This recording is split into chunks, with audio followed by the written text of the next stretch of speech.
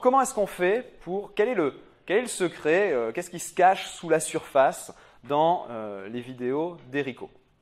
Mon Canva classique pour faire des vidéos de témoignage, c'est d'essayer de faire paraître dans le témoignage, dans les questions que je vais poser à la personne, d'essayer de faire paraître ce que j'appelle les 4 niveaux de la transformation.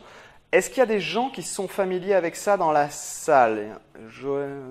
Ok, bon, il n'y a que quelques personnes. Donc je l'explique rapidement. On a 4 niveaux dans la transformation que notre produit amène à une personne. Niveau 1, les résultats tangibles, concrets. C'est le niveau de base, ça, tout le monde connaît. Le problème, par exemple, dans une formation en marketing, c'est que quand on parle que des résultats, ça peut paraître un petit peu pas terrible. La révolution vidéo, ça vous permet de gagner du pognon. Si je dis ça, et que ça, Jeannette achète, mais tout le monde n'achète pas si je présente que ça. Un deuxième niveau, c'est ce que ça permet d'éviter comme erreur. Ouais, voilà, faut que je rajoute beaucoup. Si tu rajoutes sans rien faire, Et rapidement. Et rapidement. Alors, bon, les résultats très puissants sur le plan de la motivation des gens, parce que c'est ça qu'ils veulent. Hein. Clairement, c'est ça qu'ils veulent.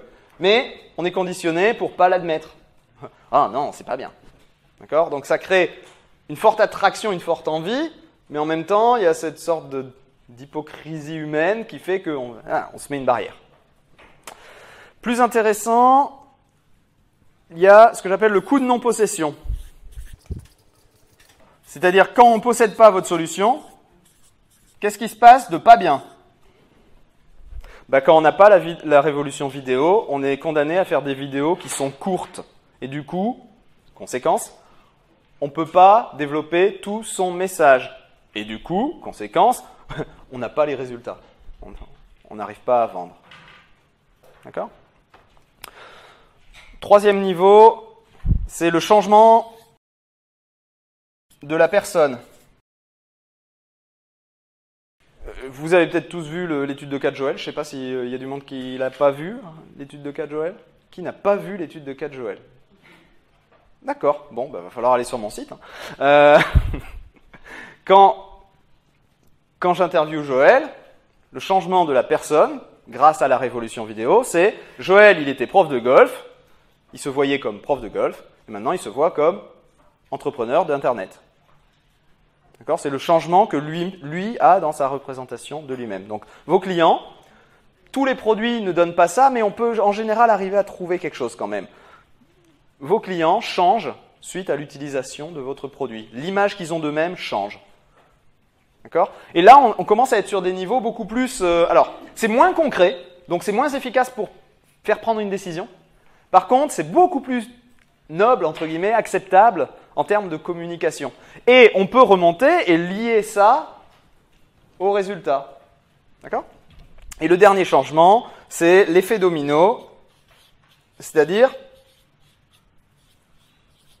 Alors, je vais en prendre un bien manifeste. J'ai une autre étude de cas dans mes lancements de la révolution vidéo. C'est Mathieu, il était instituteur. Il a créé une méthode pour les gamins en difficulté avec les tables de multiplication. Quand il était instituteur, maintenant il est devenu niveau 3 infopreneur, mais quand il était instituteur, il pouvait aider que 6 gamins par an, les 6 qui étaient en difficulté dans sa classe. Maintenant qu'il est infopreneur, sa méthode, il la vend par milliers, et donc il aide des milliers de gamins par année. Effet domino. C'est grâce à mon produit, grâce à la révolution vidéo, j'ai aidé Mathieu, certes, mais lui, à son tour, a aidé plein de monde. Donc, là aussi, tous les produits ne se prêtent pas forcément à ça. Ça vaut le coup de réfléchir, de voir s'il n'y a pas cette dimension-là, si on ne peut pas l'amener dans votre produit. Mais voilà. On a 4 niveaux de transformation. Mon Canva standard consistait à prendre ces 4 niveaux de transformation et à les passer en revue dans mes interviews. Alors, j'avais une structure pour ça, et je dis j'avais, mais c'est pas du passé, c'est toujours d'actualité. J'ai une structure pour utiliser de façon maligne ces quatre niveaux. C'est que, comme ça, on ne peut pas en parler facilement parce que c'est mal vu. J'utilise un effet de notre mémoire, un effet du cerveau pour arriver à à le flouter. Parce qu'il y a un truc qui est génial avec la persuasion, c'est que quand quelqu'un vous persuade de quelque chose, ça vous est tous arrivé, il y a un ami à vous, il vous a fait changer d'avis sur un sujet. Et vous ne vous rappelez plus comment il a fait. Mais vous êtes convaincu qu'il avait raison. Mais vous ne vous rappelez plus comment il a fait pour vous convaincre. La persuasion, c'est un interrupteur. On est persuadé ou pas persuadé. Mais on sait le mécanisme, quelle est la main qui a appuyé sur l'interrupteur, c'est pas important. Ce qu'on retient, c'est le résultat. La mémoire ne retient pas l'argumentaire. On retient le résultat. Donc, ma technique consistait au niveau de l'ordre dans lequel je pose les questions, à faire en sorte que ça se trouve en plein milieu de l'interview.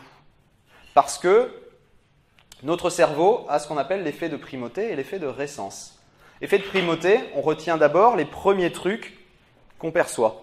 Effet de récence, on retient les derniers trucs qu'on a perçus. Au milieu, donc ce qui n'est pas au début, ce qui n'est pas à la fin, c'est le flou artistique complet au niveau de la mémoire. D'accord ? Alors on pourrait faire un test rigolo, je ne vais pas perdre de temps trop avec ça, mais je pourrais vous dire une suite de nombres, et vous verriez que vous retiendriez les deux premiers sans problème, les deux derniers sans problème, et plus on se rapproche du milieu, plus ça serait du jazz si on faisait l'exercice et que je vous faisais noter ça. D'accord ? Bon. Donc ma structure habituelle, notez-la, c'est tout bête, c'est de commencer l'interview par bonjour Joël, alors on introduit la personne bien évidemment, et on commence par passer en revue un petit peu comment il galérait avant, toutes les erreurs qu'il faisait avant, et on déboule sur ce qu'il a appris qui a vraiment été quelque chose qui a changé, qui a changé la façon dont il s'y prenait, qui a changé les résultats qu'il a obtenus, d'accord ? Quelque chose qui lui a changé la vie. Donc, dans le cas de Joël, on déboule dans ton interview sur la structure mère, je crois. C'est un des points qu'on a abordé comme ça. La plus grosse notion, c'était d'arrêter de vendre son temps. Oui, ça c'était vraiment ton game changer. C'était arrêter de vendre son temps. Dans l'interview de Mathieu, il parle de la structure de lancement qu'il a utilisée, qui repose sur une des stratégies que j'enseigne, qui est la stratégie NAMI. Et donc, on a couvert les problèmes dans lesquels il était avant,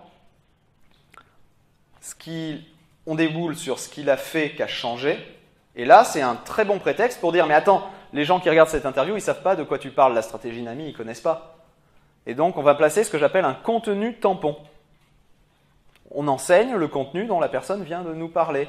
On prend de façon condensée, en 5 minutes, juste pour permettre aux gens de comprendre, ça leur apporte de la valeur. D'accord ? Une fois qu'on a fait ça, vu que ça a tout changé, sur quoi est-ce qu'on arrive ? Sur les résultats. Et qu'est-ce que ça a amené comme résultat ? D'accord ? Et ensuite, on embraye sur, et je suppose que toi, ça a dû changer pas mal de choses dans ta vie. Et toi, comment tu te vois maintenant ? Ah, et je trouve que c'est vraiment génial parce qu'en plus, tu aides des milliers de gamins. D'accord ? Donc, on fait T2, niveau 2, contenu tampon, résultat, niveau 3, niveau 4.